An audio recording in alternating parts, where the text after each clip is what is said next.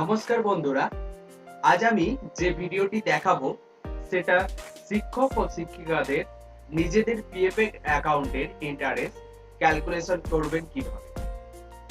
এই ক্যালকুলেশনটা Microsoft Excel এর মাধ্যমে দেখাবো, তাই ভিডিওটা স্কিপ না করে পুরোটা দেখুন। চলুন শুরু করা যাক। আমি একটা এক্সেল ফরম্যাট আগে থেকেই রেডি করে রেখেছি, একটু মন দিয়ে দেখুন তাহলেই বুঝতে পারবেন।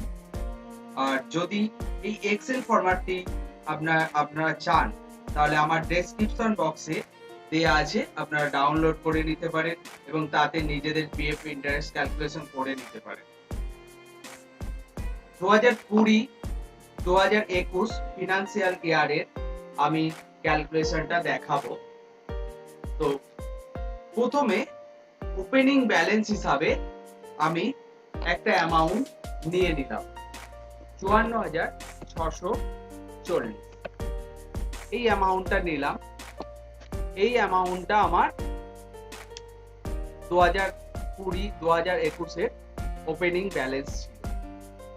তো এই অ্যামাউন্টটা নিলাম। এই অ্যামাউন্টটা নেওয়ার পর আমি পাশের ঘরে ক্লিক করব। তো অটোমেটিক এখানে দেখুন লোয়েস্ট ব্যালেন্স এসে গেছে 54,640, ক্লোজিং ব্যালেন্স 640। তো আমি সবার আগে যে জিনিসটা করে নেব সেটা হচ্ছে ডিপোজিট ডেট গুলোকে আমি ঠিক করে নেব। তো আমার এখানে শুরু হচ্ছে এপ্রিল মাস থেকে। এপ্রিল মাস থেকে এই জন্যই শুরু হচ্ছে কারণ আমরা মার্চ মাস থেকে, আমরা যদিও মার্চ থেকে ফেব্রুয়ারি পর্যন্ত ধরি, কিন্তু এপ্রিল মাসেই আমাদের ডবল স্যালারি হয়। ডবল স্যালারি হয় মানে মার্চ মাসের স্যালারিটা এপ্রিল মাসের প্রথমে ঢোকে, আর এপ্রিল মাসের স্যালারি যেমন ঢোকে এপ্রিল মাসের শেষে। তো সেই হিসাবে আমি ডেট গুলো একটু বসিয়ে নিলাম। 2 তারিখে 2/4/20 একটা ডেট দিয়েছি, আবার এপ্রিল মাসের 28/4/20 একটা ডেট দিয়েছি। তো এরকম ভাবে আমি একদম আপ টু ফেব্রুয়ারি পর্যন্ত ডেট গুলো বসিয়ে নিলাম, যে ডেটে আমার জমা পড়ছে পিএফ এর টাকাগুলো। পিএফ এর টাকা, যে আমরা স্যালারি থেকে পিএফ এর টাকা জমাই, সেই টাকা আমি ফেব্রুয়ারি মাস পর্যন্ত আমি একটা ডেটে করে দিলাম। আর মার্চ মাসটা আমি ফাঁকা রাখছি, এই জন্য মার্চ মাসে যেহেতু কোনো টাকা আমরা জমা করতে পারি না, কারণ মার্চ মাসে আমাদের কোনো স্যালারি ঢোকে না। আমাদের স্যালারি থেকেই তো পিএফ এর টাকাটা জমা হয়, তাই স্যালারি মার্চ মাসে যেহেতু স্যালারি পাই না, আমরা মার্চ মাসের স্যালারিটা এপ্রিল মাসে পাই, তাই এপ্রিল মাসে ওখানে ডবল জমা হবে। ডবল জমা হবে মানে এখানে আবার ডিপোজিটের একটু নিয়ম আছে, যেটা হচ্ছে 15 তারিখের মধ্যে যদি কোনো ডিপোজিট হয় তাহলে এই সেলটা, এই ঘরটাকে চুজ করব। এই ঘরটা চুজ করে আমি জমা করি 2,000 টাকা। 2,000 টাকা জমা করলাম 15 তারিখের মধ্যে হলো।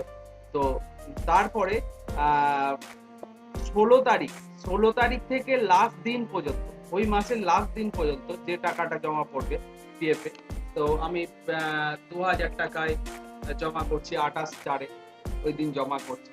তো আমার এখানে দেখুন সঙ্গে সঙ্গে আমার লোয়েস্ট ব্যালেন্সটা দেখাবে। লোয়েস্ট ব্যালেন্সটা কি করে হচ্ছে? লোয়েস্ট ব্যালেন্সটা হচ্ছে আমার ওই মাসের 15 তারিখের মধ্যে যে টাকাটা জমা পড়ছে আর ওপেনিং ব্যালেন্স যেটা থাকছে সেটার সঙ্গে দুটো যোগ হয়ে লোয়েস্ট ব্যালেন্সটা হচ্ছে। লোয়েস্ট ব্যালেন্স এটা হচ্ছে। এবার ক্লোজিং ব্যালেন্সটা কি করে আসছে? ক্লোজিং ব্যালেন্স আসছে যে ওই মাসের 16 তারিখ থেকে লাস্ট দিন পর্যন্ত যে টাকাটা আমরা জমা করছি সেই টাকাটার সঙ্গে যোগ হচ্ছে এই লোয়েস্ট ব্যালেন্স। লোয়েস্ট ব্যালেন্স যোগ হয়ে হচ্ছে 58,640। তো এই 58,640 এটা এই মাসের ক্লোজিং ব্যালেন্স। এই মাসের ক্লোজিং ব্যালেন্সটা মে মাসের ওপেনিং ব্যালেন্স হয়ে দাঁড়াচ্ছে।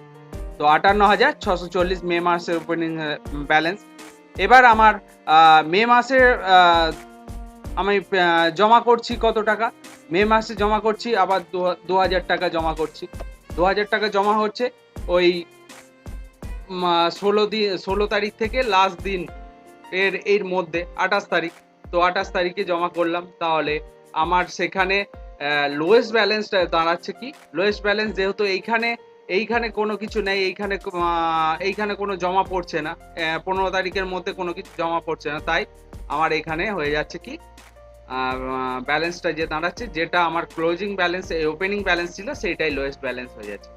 লোয়েস্ট ব্যালেন্স হয়ে যাওয়ার পর আবার এখানে যথারীতি 2000 টাকা এখানে জমা হচ্ছে, আবার 2000 টাকা জমা হয়ে লোয়েস্ট ব্যালেন্স সঙ্গে যোগ হয়ে এখানে ক্লোজিং ব্যালেন্স হচ্ছে এখানে 60,640। এরকম ভাবে এগিয়ে এগিয়ে এসে তো আমি এখানে আমি প্রত্যেক মাসের ওই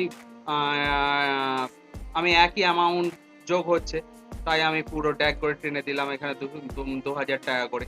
2000 টাকা এটা হয়ে গেল। হয়ে গেতে দেখুন ব্যালেন্সগুলো সব চেঞ্জ হয়ে গেছে। দেখুন ক্লোজিং ব্যালেন্স এখানে আছে, পরের মাসের প্রথমে সেটা ওপেনিং ব্যালেন্স হয়ে যাচ্ছে। এই করে করে আমি ফেব্রুয়ারি মাস পর্যন্ত পুরো এলাম। ফেব্রুয়ারি মাসে দেখাচ্ছে 78,640, এটা হচ্ছে ক্লোজিং ব্যালেন্স।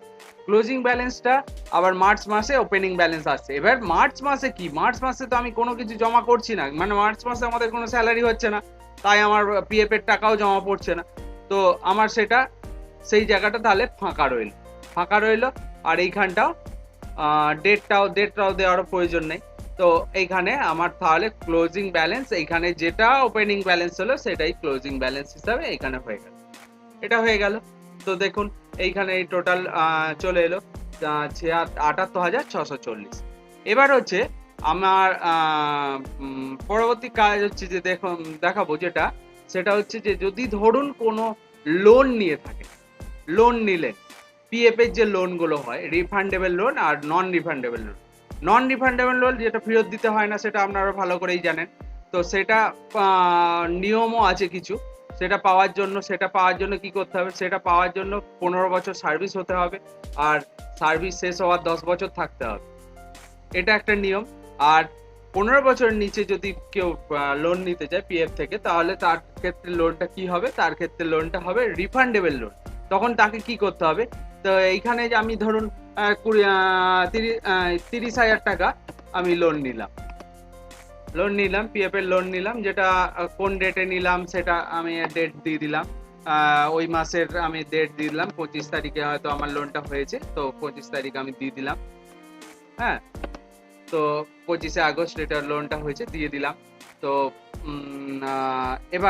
এবার কি হচ্ছে, এইখানে লোনটা নিয়ে যাওয়ার পর দেখুন লোয়েস্ট ব্যালেন্সে ওখানে ওটা মাইনাস হয়ে যাচ্ছে। লোনটা থেকে লোয়েস্ট ব্যালেন্স আমার যেটা ছিল সেটা মাইনাস হয়ে যাচ্ছে। লোনটা নেওয়ার পর টাকাটা তোলার পর আমার লোয়েস্ট ব্যালেন্সটা মাইনাস হয়ে যাচ্ছে। মাইনাস হয়ে যাওয়ার পর আবার ঠিক একইভাবে আমার 2000 টাকা জমা পড়ছে। 2000 টাকা জমা পড়ে এখানে হয়ে যাচ্ছে 3600। এবার সেখানে আর একটা জিনিস দেখার, এখানে যখন আমি এইটা যদি আমার রিফান্ডেবল লোন হয়, তখন কি হয়, রিফান্ডেবল লোন তো সেটা তো শোধ করতে হয়। শোধ করতে গেলে তখন আমি 2000 টাকা তো পিএফ আমি দিচ্ছি, এবং সঙ্গে আবার রিফান্ডেবল লোনের জন্য যেটা দিচ্ছি সেটা এখানে যোগ হয়ে যাবে। যোগ হয়ে আবার সেটা সেইভাবে ক্যালকুলেশন হয়ে একদম এখানে চলে আসবে, একদম ক্লোজিং ব্যালেন্সে চলে আসবে, যে নিয়মে আছে সেরকম ভাবেই আসবে। এবার হচ্ছে আমার আসল কাজ। এবার হচ্ছে আমি প্রত্যেক মাসে মাসে কি করে আমার ইন্টারেস্টটা জানবো, আমার ইন্টারেস্ট কত। আমি তো পিএফ এর আমরা যে স্লিপ পাই, স্লিপে দেখে নিলাম যে আমার এই ইন্টারেস্ট হচ্ছে, কিন্তু ইন্টারেস্টটা যে কি করে হচ্ছে সেটা আমাকে জানতে হবে। তো জানার জন্যই আমাকে এইখানটা একটু ভালো করে দেখতে হবে। তো আমার এই পিএফ এর ইন্টারেস্ট বার করতে গেলে যে ইন্টারেস্টটা আমরা যে সূত্রটা আমরা ফলো করি সেটা হচ্ছে I সমান PRT/100, এই সূত্র ধরে আমরা ফলো করি। তো এখানে পি হচ্ছে প্রিন্সিপাল, আর হচ্ছে রেট অফ ইন্টারেস্ট, আর টি হচ্ছে টাইম, তো আর আই হচ্ছে ইন্টারেস্ট। তো ইন্টারেস্টটা বার করব। তো ইন্টারেস্টটা বার করতে গেলে কি করতে হবে, আমার প্রিন্সিপাল অ্যামাউন্টটা কোনটা, এইটা। প্রিন্সিপাল অ্যামাউন্ট থেকে রেট অফ ইন্টারেস্ট আর সময়টা, তারপরে রেট অফ ইন্টারেস্ট ইন্টু সময়টা কিভাবে হবে, সময় হচ্ছে আমরা তো 7.10 এই যে পার্সেন্টেজ কি করে বলেন, 12 মাসে বার করি।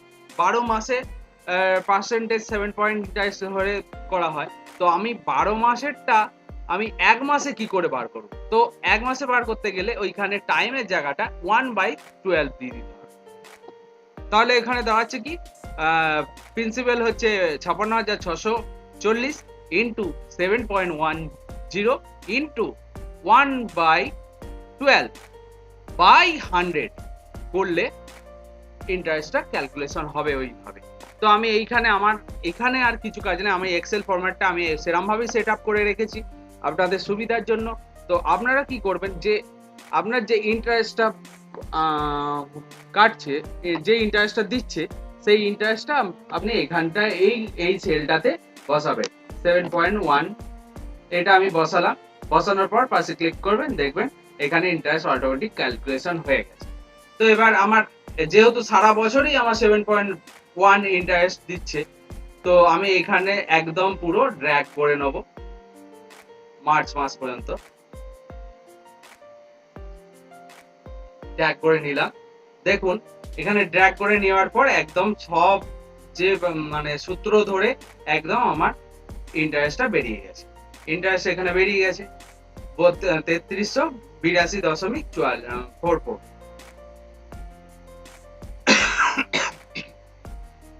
সরি। তো এইখানে দেখুন, এখানে ইন্টারেস্টটা আমার এখানে প্রিন্সিপাল হয়ে গেছে। কি আমার প্রিন্সিপালটা হচ্ছে ক্লোজিং ব্যালেন্স যেটা আসছে, লাস্ট ক্লোজিং ব্যালেন্স মার্চ মাসের লাস্ট ক্লোজিং ব্যালেন্স 48,640।